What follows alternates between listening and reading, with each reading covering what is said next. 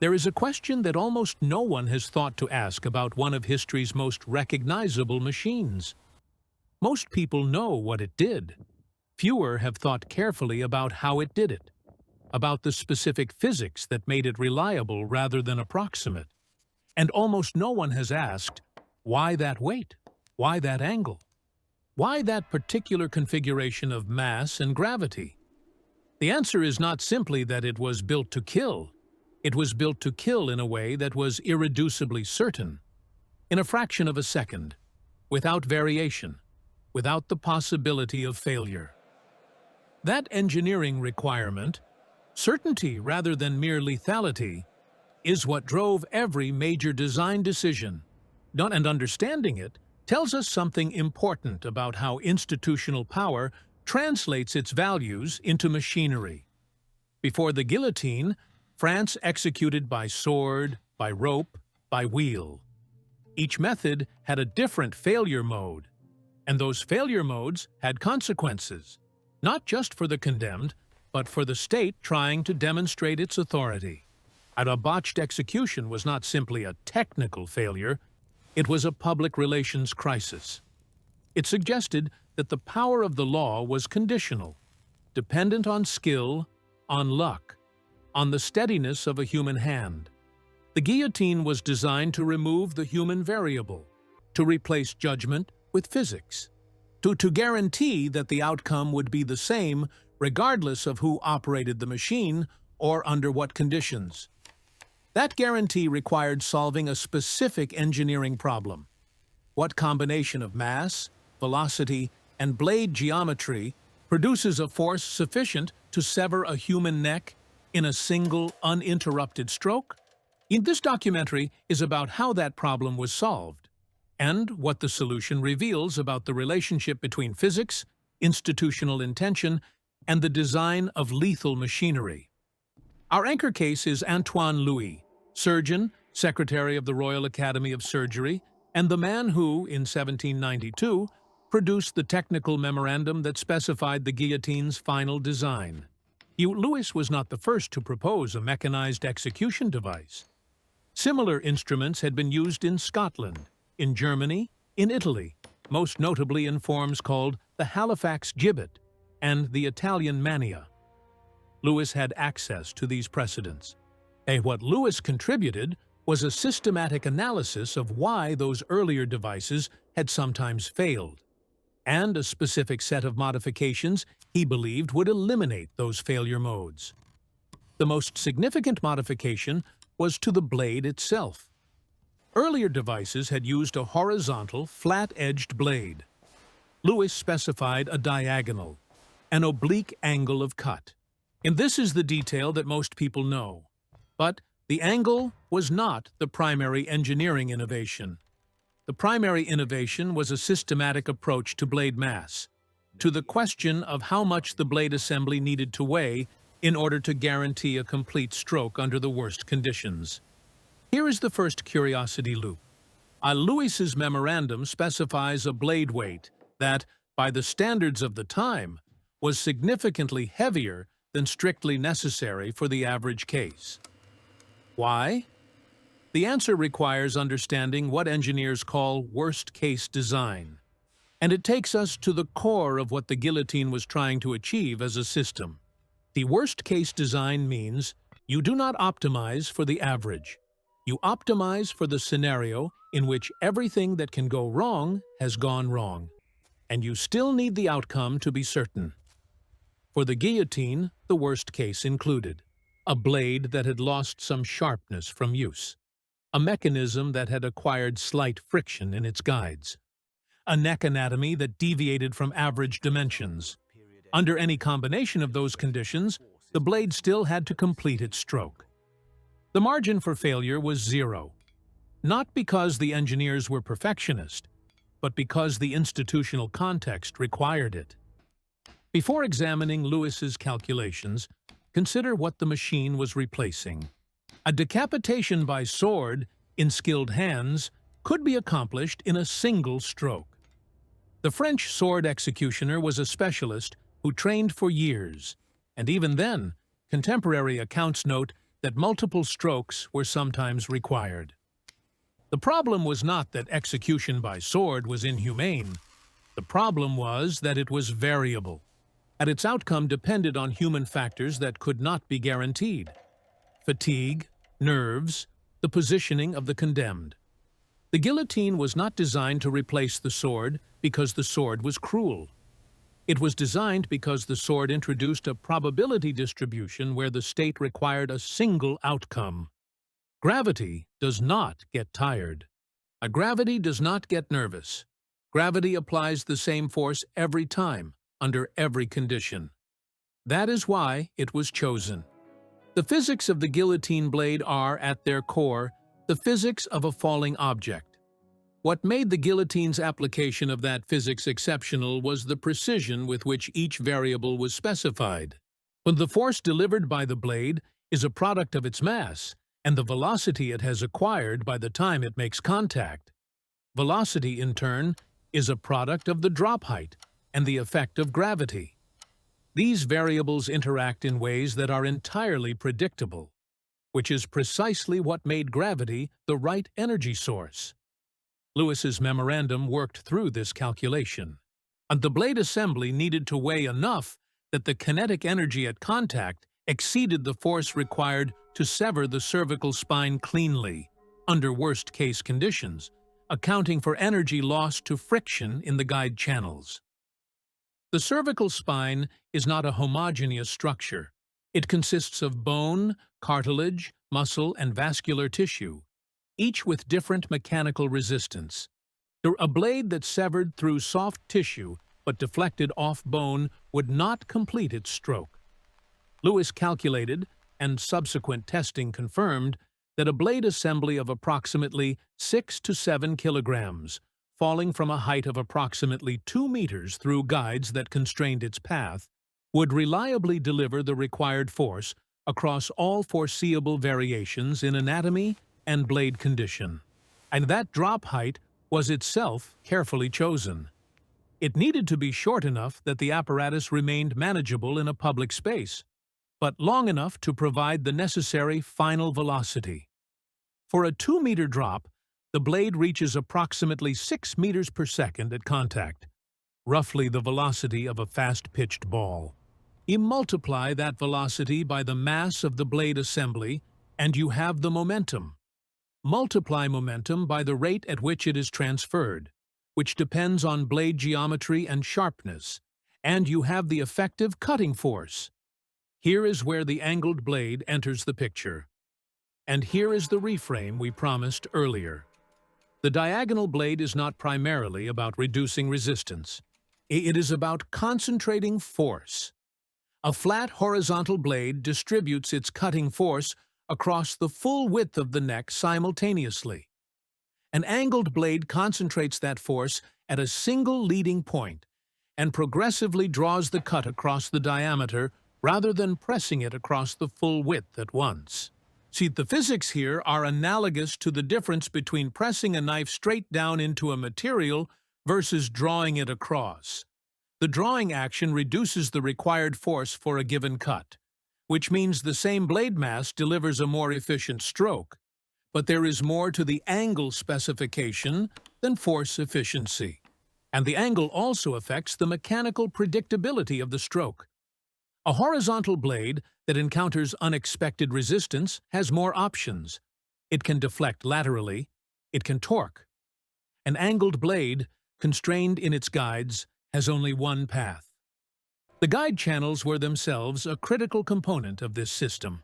The blade spine was fitted to slide within 2 vertical channels with tolerances tight enough to prevent lateral movement but loose enough to prevent binding from thermal expansion or accumulated grime.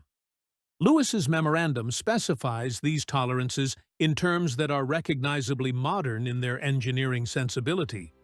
A range rather than a single value, for acknowledging that the fit needed to be functional across a range of operational conditions rather than only under ideal ones. Return now to the question of blade weight, the curiosity loop we opened earlier.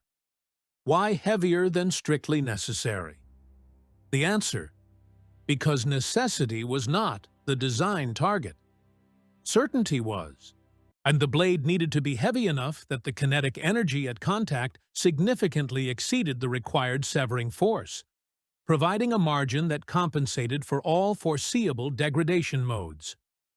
This is the engineering concept of safety factor, applied to lethal machinery. The guillotine's blade was overspecified by design. Not wasteful, but deliberately excessive. Here's because the cost of underperformance was a public institutional catastrophe. The safety factor in the guillotine's blade weight is estimated by historians of technology, including accounts synthesized in the work of scholars like Daniel Arasse, at roughly 2 to 3 times the minimum necessary for an ideal case. That excess was intentional. Antoine Louis tested the apparatus before it was used officially.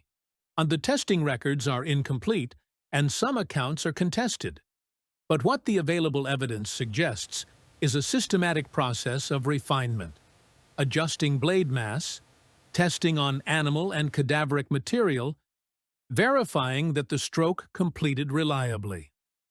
The first official use of the guillotine was in April 1792, with the execution of Nicolas Pelletier. See contemporary accounts describe the procedure as completing in a single stroke. That outcome was not accidental. It was the product of the engineering. What followed was a period of confirmation. The guillotine operated without significant mechanical incident through the years of its heaviest use, a sustained demonstration of engineering reliability under extreme volume.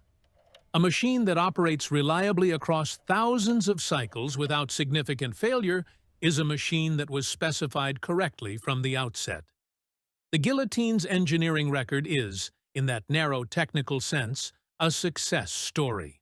Over the decades following 1792, modifications were made to the blade assembly, the guide mechanism, and the release system. The most significant post-Louis modification was to the release mechanism. Early versions used a simple pin and cord system. Later versions incorporated a trigger mechanism that reduced the release force required and improved the consistency of the drop. This matters because inconsistency in release, a blade that hesitated fractionally before dropping, would alter the velocity at contact. Any alteration in velocity altered the delivered force. The release mechanism was, in effect, part of the blade weight calculation.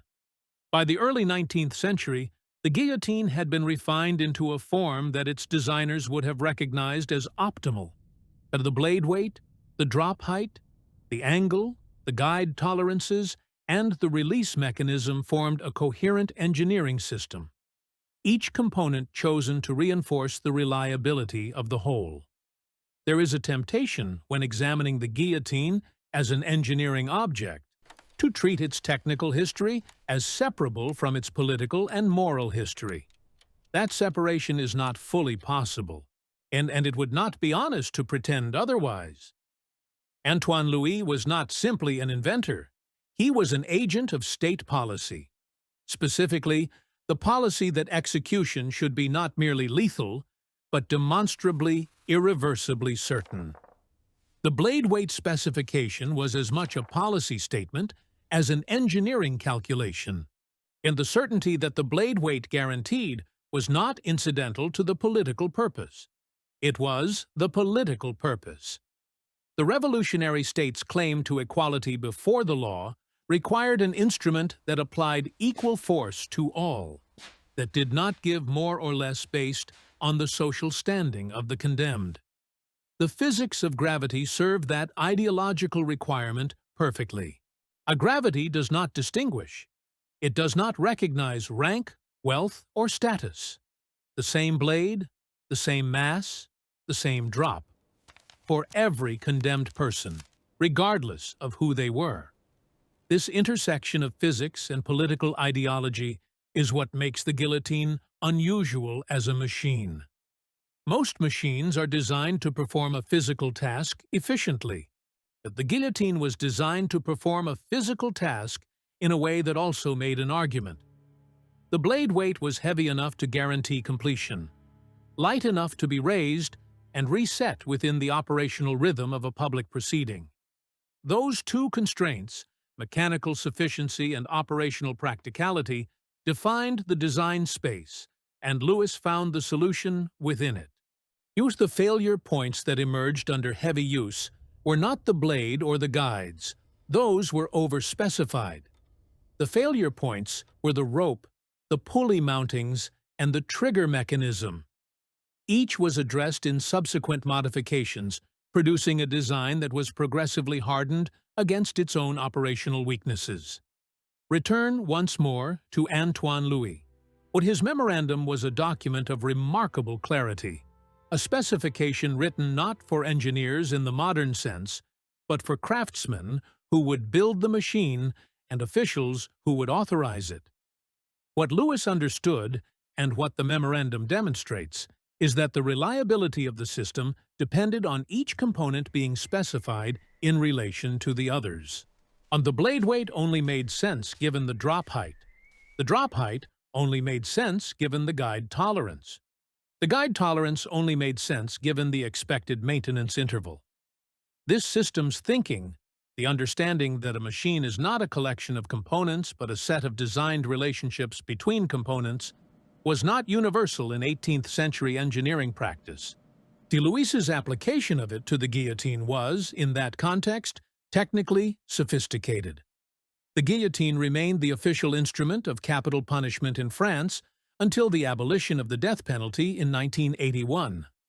Over that period, it was used in various iterations, maintained by a succession of practitioners, and modified in response to accumulated operational experience. What did not change across all those iterations was the fundamental design logic that Louis established. The blade assembly was always gravity-driven, always constrained in vertical guides, always angled, and always overspecified in mass relative to the minimum theoretical requirement. That design persistence is significant, and it suggests that Louis's original specification was correct in its essential parameters, that the machine built in 1792, according to his calculations, was already, in its core logic, the machine that would be used in 1977. The last execution by guillotine in France was carried out on September 10, 1977. 4 years later, France abolished capital punishment. The guillotines entered museum collections, storage facilities, and private collections. The machines still exist. The engineering they embody still works. There is something worth sitting with in that fact. A machine designed in 1792 by a French surgeon applying 18th century natural philosophy to an institutional requirement. Still mechanically correct. They're still functional, nearly 2 centuries after its first use. What the gravity-driven blade weight achieved was, in engineering terms, determinism. Given a correctly specified mass, a correct drop height, and a blade in acceptable condition, the outcome was determined before the blade was released. Physics guaranteed what human judgment could not. That determinism was not merely a technical property. It was the point. The revolutionary state did not want an instrument that usually worked. It wanted an instrument that always worked, because always was what equality before the law required. Antoine Louis gave the state that instrument. The blade weight he specified, and the angle he chose, the guide tolerances he defined. Together, they produced a machine that collapsed the distance between intention and outcome. The guillotine's blade weight is not a number chosen arbitrarily. It is the material record of a calculation about physics, about institutional need, about the relationship between power and certainty. Every kilogram of that blade is an argument. Some machines reward close examination. This is one of them.